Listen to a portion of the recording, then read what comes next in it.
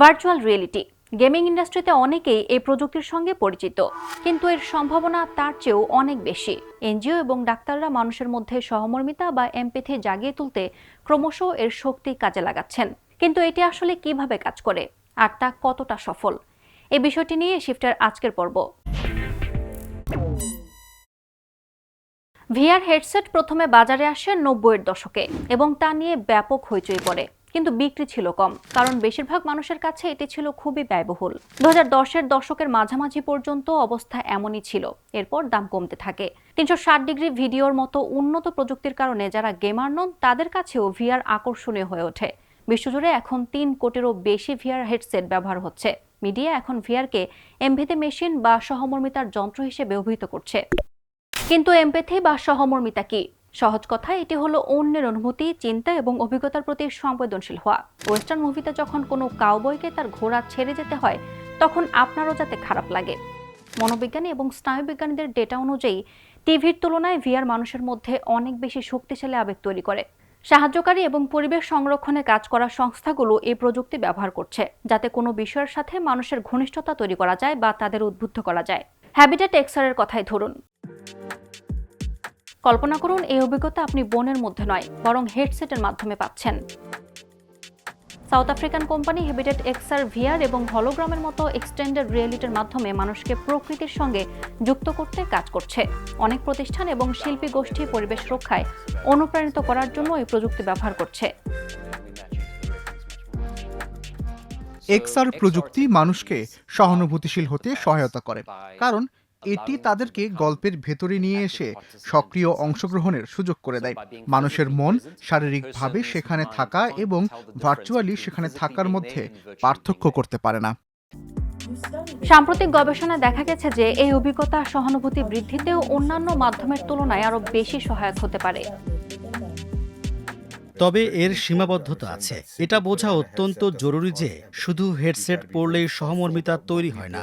আমরা কি বানাচ্ছি, মানুষ সেটা কিভাবে ব্যবহার করছে এবং আমাদের প্রত্যাশা কি, সে বিষয়ে আমাদের খুব ভালোভাবে চিন্তাভাবনা করতে হবে। এখন পর্যন্ত দীর্ঘমেয়াদী পরিবর্তন নিয়ে খুব কম গবেষণাই হয়েছে। পরিবেশবাদী গ্রুপগুলো তহবিল সংগ্রহের ক্যাম্পেইন বা রাজনৈতিক কর্মকাণ্ডে সহমর্মিতা তৈরি করতে হ্যাবিটেট এক্সআর-এর মতো প্রতিষ্ঠানগুলোকে ভাড়া করে। খুবই শক্তিশালী গল্প বলার ধরনের জন্য মানুষ হেডসেট খোলার সময় তাদের গাল বেয়ে পানি পড়ে এবং তারা অনুদান দেওয়ার জন্য পকেটে হাত দিয়ে ক্রেডিট কার্ড বের করে। আমরা দেখেছি এই সহমর্মিতার ফলে অনুদানের পরিমাণ উল্লেখযোগ্যভাবে বেড়ে যায়। উদাহরণস্বরূপ, এই প্রকল্পটি জলবায়ু পরিবর্তনের কারণে খেতে না পেয়ে মরতে থাকা প্যাঙ্গোলিন বা বন রুইদের নিয়ে কাজ করে। আরেকটি প্রকল্পে মানুষকে পাহাড়ি গরিলার খুব কাছে নিয়ে যাওয়া হয়, যাতে তারা বুঝতে পারে কেন এদের রক্ষা করা প্রয়োজন। এর ফলে গরিলা দেখার সুযোগ আবারও সবার জন্য উন্মুক্ত হয়, যদিও বাস্তবে এটি অত্যন্ত পরিবেশ সংবেদনশীল একটি অঞ্চল। পাহাড়ি গরিলার সঙ্গে ট্রেকিংয়ে যাওয়া মানুষের জন্য খুবই ব্যয়বহুল ব্যাপার। মাত্র 1 ঘন্টায় জন প্রতি খরচ $1500। মানুষকে মানসিকভাবে যুক্ত করতে হ্যাবিটেট এক্সআর-এর টিম 360 ডিগ্রি ভিডিওর পাশাপাশি অগমেন্টেড রিয়েলিটির জন্য ডিজিটাল অ্যানিমেশনও ব্যবহার করে। সেখানে বাস্তব চিত্রের ওপর ভার্চুয়াল উপাদানগুলো বসিয়ে দেওয়া হয়।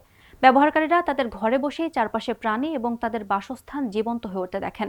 সাউথ আফ্রিকার নতুন ইমার্সিভ প্রজেক্ট ফিউচার জো-এর কথাই ধরুন। প্রথমে মনে হতে পারে এটি 8-10টা সাধারণ জাদুঘরের মতো।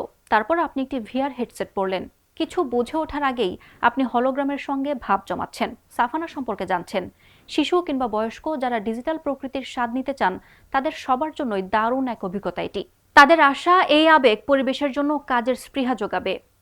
মানছি এটা দেখতে বেশ চমৎকার, কিন্তু ভার্চুয়াল রিয়েলিটির এই আবেগীয় প্রভাব কি শুধু নতুনত্বের চমকের কারণেই? বিশেষজ্ঞরা কি বলছেন? এই শতাব্দীর শুরুর দিকে সিনেমার আবির্ভাবের সময়কার প্রচলিত গল্পগুলো শুনে থাকবেন। শুরুর একটি চলচ্চিত্রে স্টেশনে ট্রেন ঢোকা দৃশ্য দেখে মানুষের কেমন অভিব্যক্তি হয়েছিল। মানুষ ভয়ে সিটের নিচে লুকিয়ে পড়েছিল, তাই না? প্রথমবার দ্বিমাত্রিক বা 2D সিনেমার মুখোমুখি হয়ে তাদের শক্তিশালী এক অনুভূতি হয়েছিল। আমরা এখন এতে অভ্যস্ত হয়ে গেছি, কিন্তু ভিআর এমন কিছু যা অনেক মানুষ এখনো প্রথমবারের মতো অনুভব করছেন। এটি এখনো ব্যাপকভাবে ছড়িয়ে পড়েনি, সে কারণেই এটি সত্যিকারের শক্তিশালী আবেগীয় অভিজ্ঞতা হতে পারে। কারণ কোনো ঘটনায় শব্দ ও দৃশ্য দিয়ে পুরোপুরি বেষ্টিত থাকা সত্যিই অসাধারণ অনুভূতি।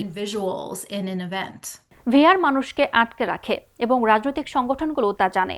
উদাহরণস্বরূপ জাতিসংঘ ভিআর হেডসেট ব্যবহার করে নিরাপত্তা পরিষদের সদস্যদের দক্ষিণ সুদানের শান্তিরক্ষা মিশনে নিয়ে গিয়েছিল। পরিষদে মিশনের ভবিষ্যৎ নিয়ে ভোটের আগে এই ভিআর অভিজ্ঞতা হয়তো গুরুত্বপূর্ণ ভূমিকা রেখেছে।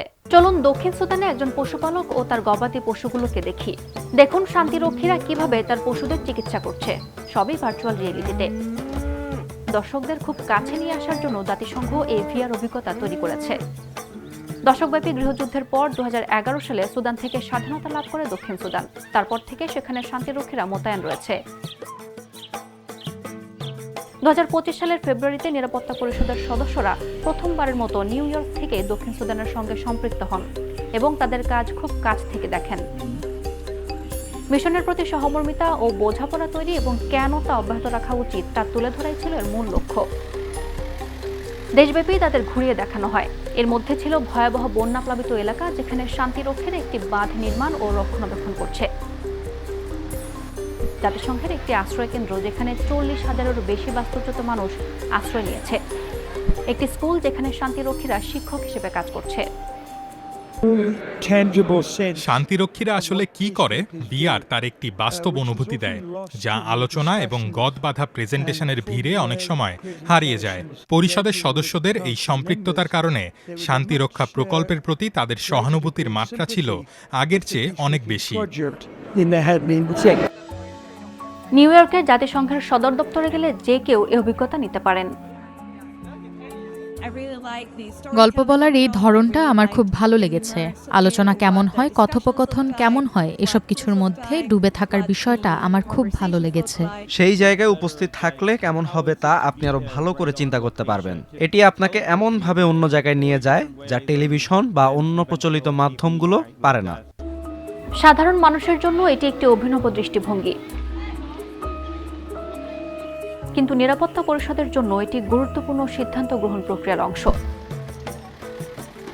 মিশন কি থাকবে নাকি এখানেই পরিসমাপ্তি হবে, 2026 সালে তারা সেই সিদ্ধান্ত নেবে। কিন্তু প্রশ্ন থেকে যাচ্ছে, ভিআরের অভিজ্ঞতা কি এখানে সত্যিই উপযুক্ত? জাতিসংঘ তাদের ভিআর উদ্যোগের সাফল্য উদযাপন করছে, কিন্তু উচ্চ পর্যায়ের সিদ্ধান্ত গ্রহণের ক্ষেত্রে কি এসবের প্রভাব থাকা উচিত? লিসা মেসুরের মতো বিজ্ঞানীরা সন্দিহান।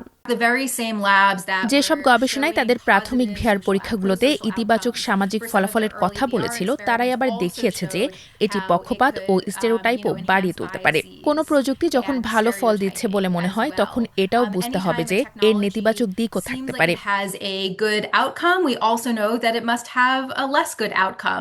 মনে রাখবেন, ভিআর ফিল্মগুলো কিন্তু নিরপেক্ষ নয়। নির্মাতারাই ঠিক করেন গল্পটা কিভাবে বলা হবে, কোথায় এবং কোন আবেগ তৈরি করা হবে।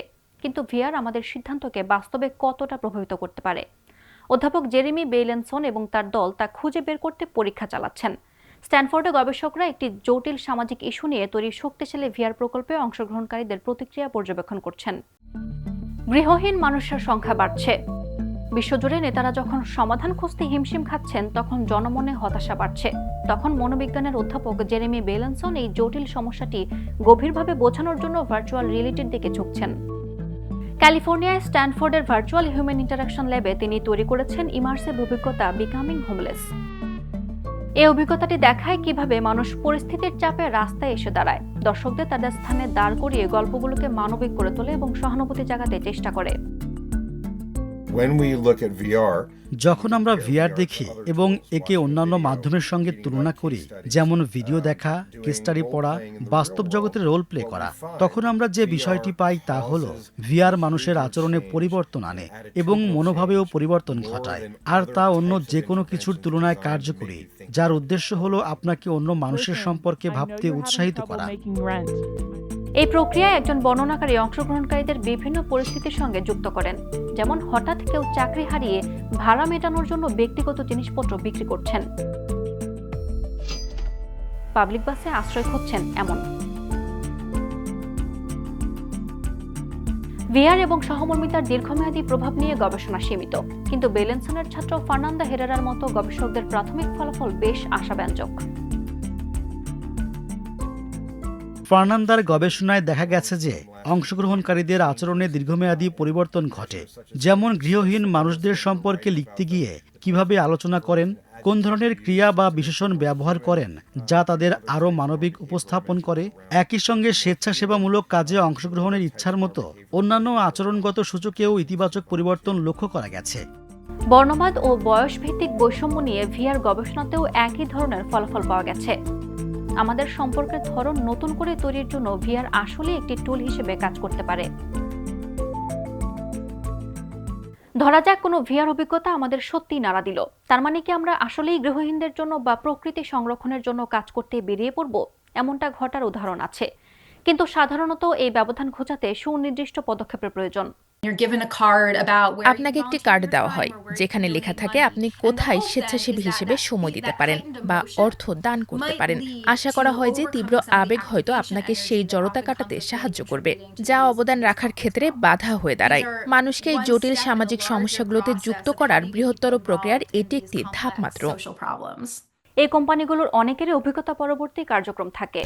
ভিআর হয়তো আমাদের সহানুভূতি বাড়াতে পারে, কিন্তু সব আশা একটি মাধ্যমের উপরই চাপিয়ে দেওয়া উচিত নয়। যদি ভিআরকে আমরা এমপ্যাথি মেশিন হিসেবে ভাবতে চাই তাতে সমস্যা নেই, কিন্তু তা জাদুর কাঠি বা একমাত্র সমাধান নয়। এটিকে অনেকগুলো টুলের মধ্যে একটি হিসেবে দেখা যেতে পারে, যার মধ্যে প্রযুক্তির চেয়ে সামাজিক এবং নৃতাত্ত্বিক উপকরণই বেশি। একটি প্রযুক্তিগত সমাধান কখনোই একটি সামাজিক সমস্যার যথাযথ সমাধান হতে পারে না। বিশ্বের বৃহৎ ও জটিল সমস্যাগুলো সমাধানে প্রযুক্তিগত এবং সামাজিক কৌশলের মিশ্রণ প্রয়োজন। লিসা মেসিরের মতে সচেতনতা ক্যাম্পেইন, কনফারেন্স, স্পন্সরশিপ বা কমিউনিটি উদ্যোগ যেমন স্কুল পরিষ্কার দিবস এসবের প্রয়োজন রয়েছে। যদি আমরা অনুভূতি থেকে বাস্তবে কিছু করা এবং পরিবর্তন আনার দিকে এগোতে চাই, তাহলে শুধু ভিআর যথেষ্ট নয়, এর বাইরে আরও অনেক কিছুর প্রয়োজন। বাস্তব পৃথিবীতে দীর্ঘস্থায়ী সামাজিক পরিবর্তনের জন্য প্রয়োজন সময়, অর্থ এবং প্রতিশ্রুতি। আপনার কি মনে হয়, আপনি কি কখনো ভিআরের অভিজ্ঞতায় আবেগপ্রবণ হয়েছেন? আজকের বিশ্বে এটি কতটা শক্তিশালী হতে পারে কমেন্টে আমাদের জানান। দেখা হবে শিফটের আগামী সিজনে।